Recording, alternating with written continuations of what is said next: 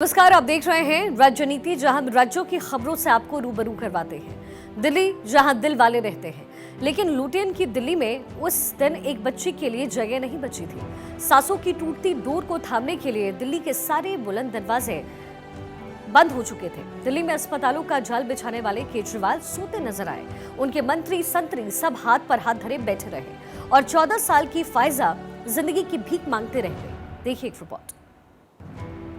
तक बैठते रहेंगे, इंसान मर जाएगा जब बैठ देंगे।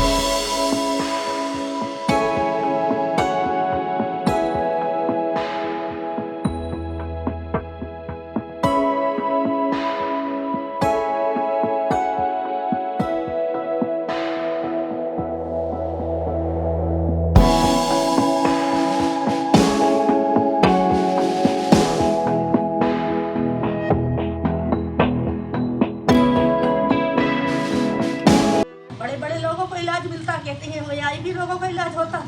मेरी बच्ची का कोई इलाज नहीं है। सर, मैं आपके आगे हाथ जोड़ती, प्लीज मेरी बच्ची को इलाज दिया जाए और इसका इलाज करा जाए। सर, नहीं तो किसी वक्त भी कुछ भी हो सकता है। इसका बहुत सांस फूल लिया, इसको ऑक्सीजन की जरूरत है, आईसीयू की जरूरत है। सर, नहीं तो मेरी बच्ची मर जाएगी। प्लीज इसका इलाज करा जाए।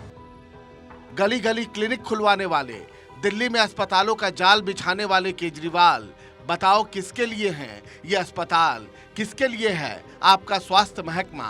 किसके लिए है ये भारी भरकम अस्पताल? और किसके लिए है इलाज? जब दिल्ली के अस्पताल एक बच्ची को बेड नहीं दे सकते, तो क्यों ना कह दूं कि फिजूल हैं तुम्हारे वादे, फिजूल हैं तुम्हारे इरादे।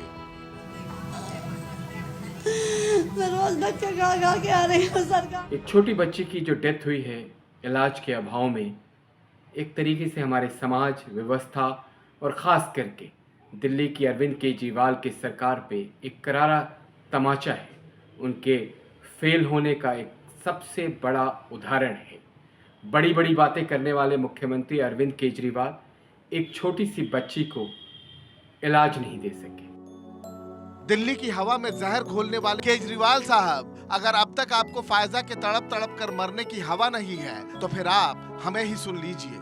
सुन लीजिए अपनी नाकामी का फसाना, सुन लीजिए अपनी मरी हुई स्वास्थ्य व्यवस्था का अफसाना, सुन लीजिए जनता के पैसों पर पलने वाले अपने डॉक्टरों का कारनामा।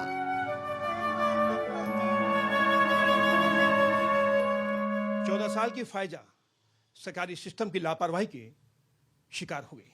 आइए फायजा की मां से बात करते हैं, रजिया से।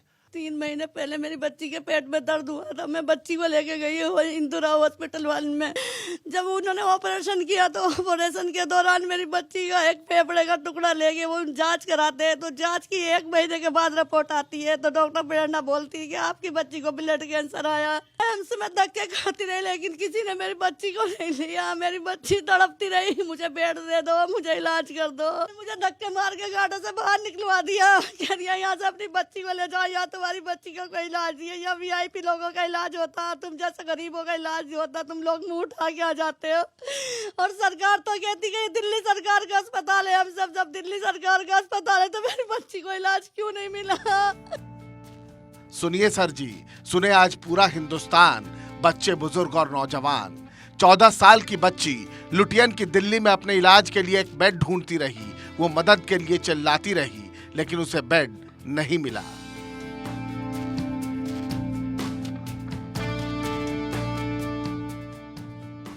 दिल्ली के तिमारपुर की रहने वाली 14 साल की फायजा की 4 महीने पहले तबीयत बिगड़ी। शुरुआत में डॉक्टर ने बताया कि फायजा को टीबी है।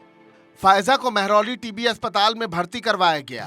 कई दिन तक इलाज चला, लेकिन राहत नहीं मिली। इसके बाद राजीव गांधी सुपर स्पेशलिटी अस्पताल में भर्ती करवा दिया गया, लेकिन फायजा को कोई सुकून नहीं मिला। डॉक्टरों की जब कुछ समझ में नहीं आया तो उन्होंने फायजा को हार्ट की बीमारी बताकर उसकी सर्जरी कर दी। इससे भी फायजा की हालत नहीं सुधरी तो डॉक्टरों ने कैंसर की जांच करवाई। करीब 10 दिन पहले पता चला कि फायजा को ब्लड कैंसर है और उसे तुरंत इलाज की जरूरत है। फायजा की मां रजिया अपनी बच्ची को लेकर एम्स पहुंची, लेकिन एम्स में बेड खाली नहीं था।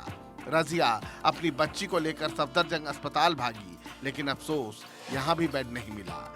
इसके बाद दिल्ली स्टेट कैंसर इंस्टीट्यूट पहुंची, लेकिन अफसोस यहाँ भी बेड नहीं मिला। और क्या सुनना चाहते हैं सर जी आप? मरी हुई व्यवस्था पर फरेब के शामियाने तानने वाले केजरीवाल, और क्या देखना चाहते हैं आप? दिल्ली के अस्पतालों में डॉक्टर के नाम पर भगवान नहीं, यमराज बैठे हैं, जो मरीजों को जिंदगी नहीं मौत बांट रहे हैं। ये देखिए, दिल्ली सरकार की नाकामयाबी नहीं है। यदि वो दिल्ली सरकार के किसी अस्पताल में आई होती तो हमारे सीएम साहब ने एक ऐसा प्रावधान बनाया हुआ है, यदि हम उसको कोई लाइलाज बीमारी है और हमारे पास उसके स्वास्थ्य की सुविधा उपलब्ध नहीं है या ऑपरेशन की सुविधा उपलब्ध नहीं है, तो डाक एक स्कीम है। डाक स्कीम के द्वारा हम उसको प्राइवेट अस्पताल में रेफर कर देते हैं और वहाँ पर उनका निःशुल्क इलाज होता है। बेड की तलाश में रजिया अपनी बच्ची फायजा को लेकर 10 दिन तक अस्पतालों में भटकती रही, लेकिन अफसोस केजरीवाल की दिल्ली एक बच्ची को इलाज के लिए बेड नहीं दे पाई। और फायजा चिल्लाती रही, वो पढ़ना चाहती है, उसकी पढ़ाई खराब हो रही है, उसे इलाज के लिए बेड नहीं मिल रहा है। जब मर जाएंगे तो बेड मिलेगा क्या? और बार बार बोलते हैं बेड नहीं है, बेड नहीं है। कब तक बेड नहीं रहेंगे? इंसान मर जाएगा जब बेड देंगे। हर हॉस्पिटल में यही बोला जा रहा है कि बेड नहीं है, बेड नहीं है।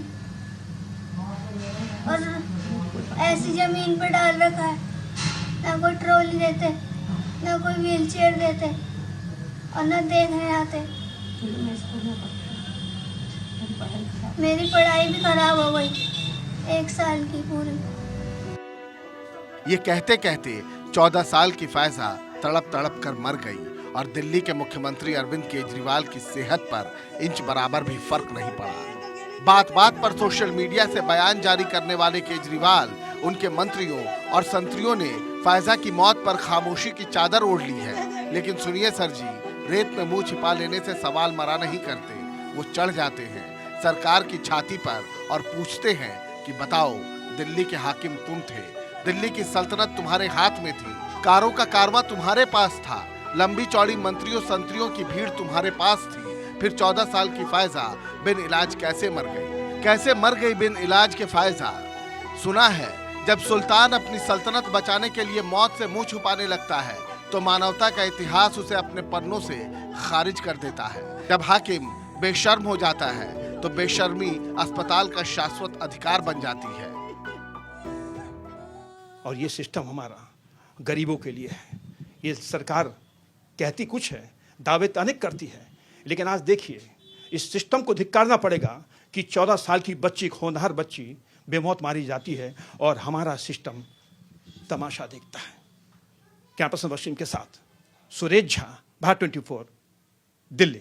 बागेश्वर धाम के पीठाधीश और प्रसिद्ध कथावाचक पंडित धीरेन्द्र शास्त्री के खिलाफ सोशल मीडिया पर डाले गए विवादित कंटेंट को लेकर के बड़ा फैसला आया है। जस्टिस संजय द्विवेदी ने धीरेन्द्र शास्त्री के अनुयायी और मध्य प्रदेश के नरसिंहपुर के रहने वाले रंजीत पटेल की याचिका पर सुनवाई की है। याचिका में आरोप लगाया गया कि बिना जांचे परखे धीरेन्द्र कृष्ण शास्त्री के खिलाफ सोशल मीडिया में भ्रामक वीडियो प्रसारित किए गए, जिस पर कोर्ट ने फैसला सुनाया है। जबलपुर हाईकोर्ट ने धीरेन्द्र कृष्ण शास्त्री पर विवादित टिप्पणी के मामले में यूट्यूब, फेसबुक और एक्स को नोटिस दिया। नोटिस सोशल मीडिया एक्स के इंडिया सीईओ के मुंबई स्थित दफ्तर, हैदराबाद स्थित फेसबुक के सीईओ और यूट्यूब के नई दिल्ली ऑफिस के पते पर भेजा गया। साथ ही कोर्ट ने सभी पक्षों से 2 हफ्ते में जवाब मांगा है। कोर्ट ने निर्देश देते हुए सभी सोशल मीडिया प्लेटफॉर्म से पंडित धीरेन्द्र कृष्ण शास्त्री से जुड़े विवादित वीडियो को हटाने की बात कही और दोबारा ऐसी गलती ना हो इसका भी खास ख्याल रखने को कहा गया है। दरअसल कथावाचक पंडित धीरेन्द्र शास्त्री एक शिष्य ने पूर्व विधायक के बयान और कंटेंट को आधार बनाकर के कोर्ट में याचिका दायर की थी। याचिकाकर्ता ने कोर्ट को बताया कि छतरपुर के चंदला से बीजेपी के पूर्व विधायक आरडी प्रजापति ने एक सभा में धीरेन्द्र कृष्ण शास्त्री पर टिप्पणी की। इसका वीडियो सोशल मीडिया पर तेजी से वायरल हो रहा है। न्यायमूर्ति संजय द्विवेदी ने धीरेन्द्र शास्त्री के शिष्य रंजीत सिंह पटेल की दायर याचिका पर सुनवाई करते हुए ये निर्देश जारी किया है। साथ ही किसी भी सामग्री की सत्यता की जांच किए बिना ऐसी किसी भी पोस्ट को प्रकाशित नहीं करने का अंतरिम आदेश पास किया है। अगली बड़ी खबर का रुख कर लेते हैं। तीनों राज्यों में प्रचंड बहुमत हासिल करने के बाद बीजेपी ने 24 की तैयारियां शुरू कर दी है। बीजेपी राष्ट्रीय अध्यक्ष के साथ महामंत्रियों की बैठक हो रही है। खबरों के मुताबिक बीजेपी की बैठक में 24 चुनाव के अलावा और कई अहम मुद्दों पर भी चर्चा हो रही है। इन मुद्दों पर चर्चा 5 चुनावी राज्यों का विश्लेषण, विकसित भारत संकल्प अभियान, विश्वकर्मा योजना अभियान और इसके साथ ही मेरा युवा भारत अभियान, सोशल मीडिया का एक रोड मैप, कॉल सेंटर विस्तार योजना के तहत होगा और इसके साथ ही कई और अहम मुद्दों पर यहां पर बातचीत होगी। अटल बिहारी वाजपेयी की जयंती पर कार्यक्रम और अयोध्या की तैयारियों पर भी चर्चा संभव है।